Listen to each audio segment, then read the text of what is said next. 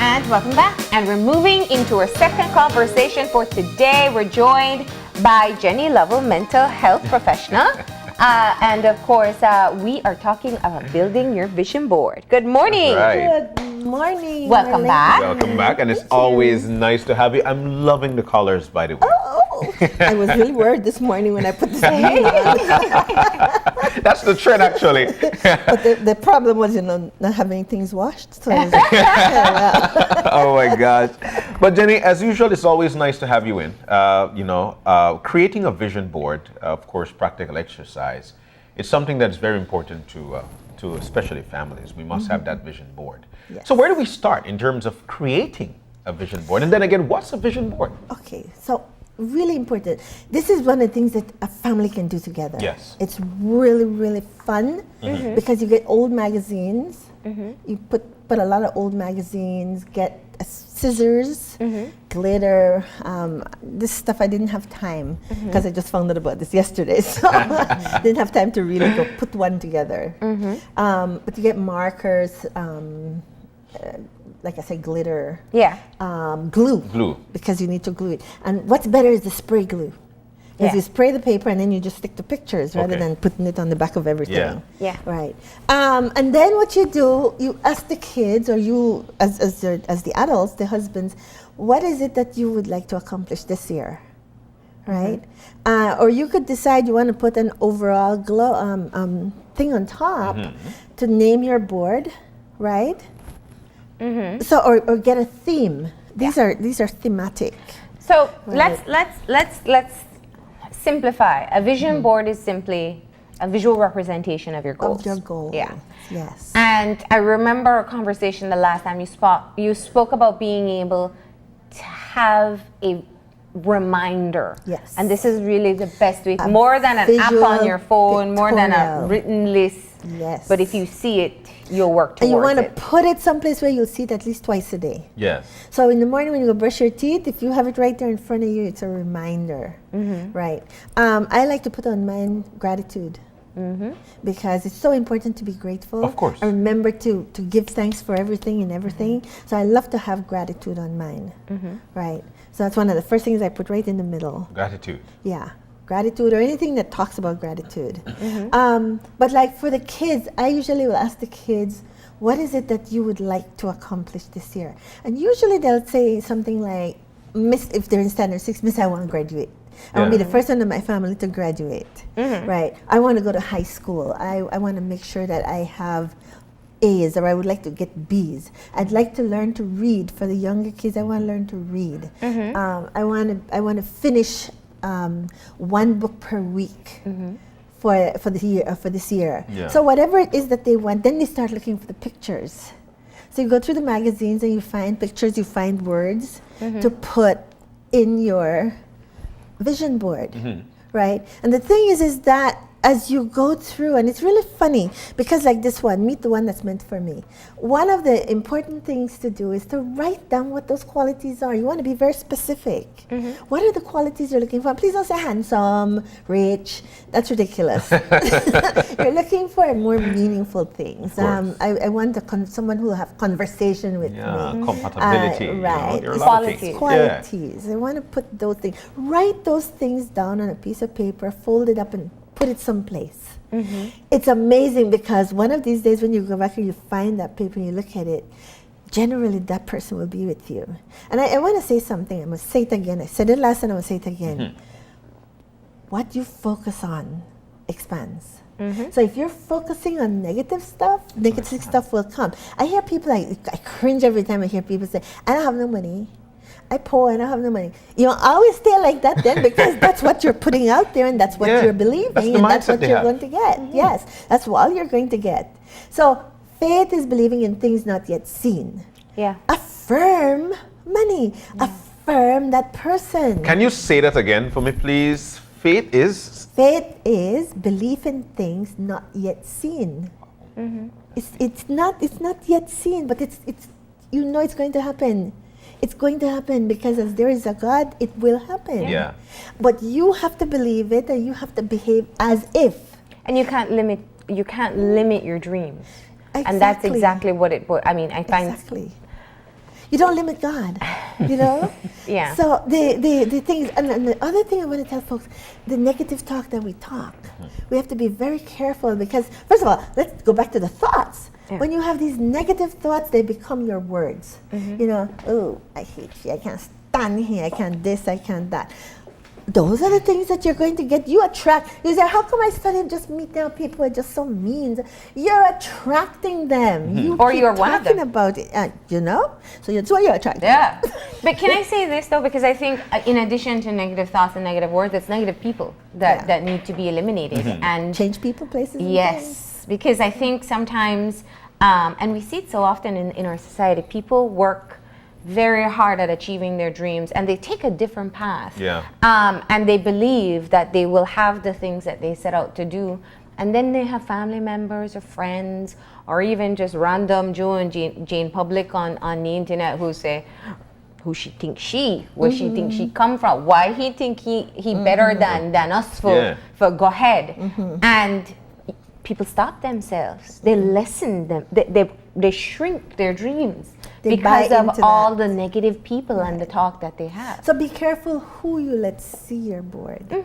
You know, your family members, you want to make sure that, well, parents, I hope parents, when their children are dreaming and they're dreaming big, don't put them down and say, well, you can't ever do that. No, you want to encourage them. So you mean when they want to be a professional volleyball player or rock star, we should Push them on. not drown it, not kill it. Yeah. Don't kill it. Say, okay, baby, you know what you have to do? You have to study in school very hard. To be a rock star, you're going to have to study music. You're going to have to learn to read music, which means you need to know how to read. Yeah. So that should be on your board. I need to learn how to read. Yes. And you start off small. You encourage them to I do need to know some finance to manage my Right. contracts if I'm a Start big rock saving. star. Yeah. Start to learn how to save. Yeah. Right? There are lots of things that these are teachable moments. Grab hold of these teachable moments. And so in a situation like this, like especially, it's time for a new beginning. Are there any such thing as unreachable within this particular, within your board? Especially having to bring your child up knowing that he or she will achieve. Because we continue with, chances are you will. But you will, and we should put that on stone that you will. Is there any such thing as too high to achieve? There's no, it's unlimited, it's unlimitless, it's limitless, right?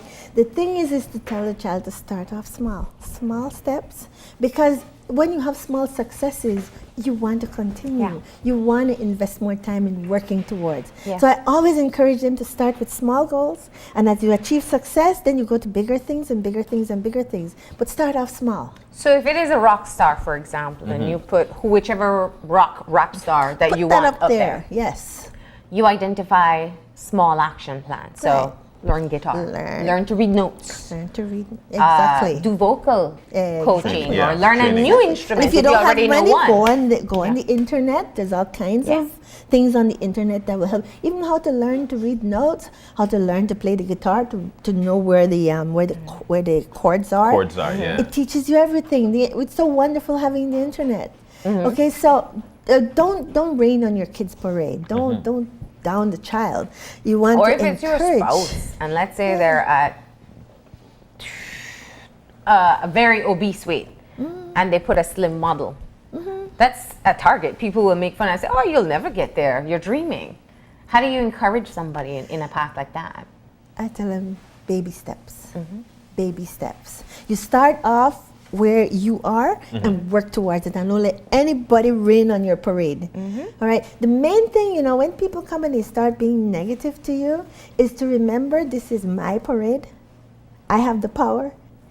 Don't give people your power, because there'll always be somebody out there who wants to haul you down. So you keep your power. You keep your power. You're the one in charge of you. All right. You start off by basically, okay, I need to start walking. Maybe it's just walk around the block. If I'm really that obese, I just walk around the block. That's it. And after a while, around the block will be too little. Too little, yes. So then I'm gonna do the block 2 times. Yes. And I just go and I put up here, I'm doing it 2 times, 3 times, and it's like, okay, this is really, I'm getting bored with this. I want to go out there in Belmopan on the Ring Road. You've done the block so many times, you go around the ring road and you don't even know when you've done that 3 Done that miles. three- It's Yep. like poof, you go around and you're done. Yeah. Right? You start off small, and that's the thing, baby steps. Yeah. But the thing is too, if you don't get the encouragement, you have to believe in yourself enough to know that if you start off small, I want to read these books, but I need to learn how to read. And so what do I need to do? I need to first of all find a tutor, find somebody who will help me, find friends who will help me. And then I go home and I try to do it for myself too, right? And maybe I just need to learn phonics so that I can start practicing. But you have to put in the investment. And with the kids, parents really need to encourage the kids as much as possible. But this is such a wonderful pictorial of what I want to accomplish. Should you do it as an individual exercise or as a collective exercise? Each one does their own. Okay. Each one It's does their personal own. goals. Personal. Personal Okay. goal. We're not Yeah. making family goals. We're doing family goals basically would be like your chores and things Yeah. like that. But I want each But you can still child- do it together even Oh, if you're you doing can. individually. Yeah. You can. In fact, you sit together, you have all the magazines, and everybody's doing their own goals. Yeah, we have a discussion on what your goal is. Then from there we Right. move on. Right. Yes. And this way, parents, and we tend as parents to be kind of negative. Folks, you really need to be encouraging your children. But where do we get it Encourage from? your You spouse. know, I read an article on that earlier. I think it was over the weekend, and it was talking about how important it is to be enthusiastic for your children. Yes. And I really caught myself for a moment because sometimes, my nieces or nephews come and they're really excited about something, and either you're distracted or it's a bit mundane, and you're just like, oh, okay, that's great. But it wasn't with the enthusiasm that they shared it. And I can imagine for parents who are cooking and managing finances and managing their interpersonal relationships, it must be even harder. Yes. And it talked about just being that great cheerleader in their Yes. life. Oh, yes. Teachers can be good cheerleaders, parents especially. When those babies come home and when they go in there and they're all excited about their board, be excited with them, please. Because that's how they accomplish, the little ones. The older ones, if they miss something, don't go, oh, you see, you done work that already. No. Say, baby, you know what? You missed it here, pick it up again. But Pick it up again. I want to strike something in the perspective here, and it touched me when you said parents are negative, and parents are watching right now and said, I wonder if I am, or even if I am, where did I get it from? And that's the question I want to pose to you. Where did we get that negative from in terms of dealing with it, and especially trying to get this on? And the reason why I'm asking is because it's reality, and whatever you see might just strike the pulse to get the positive on. I don't want nobody to exceed me. Yeah, But I'll tell you. remember, this is a short segment. Yeah, this is a good conversation. The thing is that our parents learned how to be parents. They didn't have schools. Yeah. They learned how to be parents from their parents.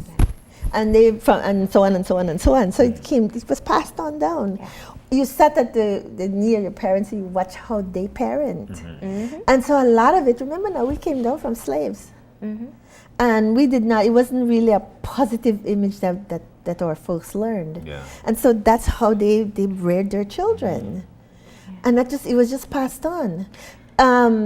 In a lot of cases, and really and truly, if you look at some of the different cultures in our society, some are very different in the way they parent their children.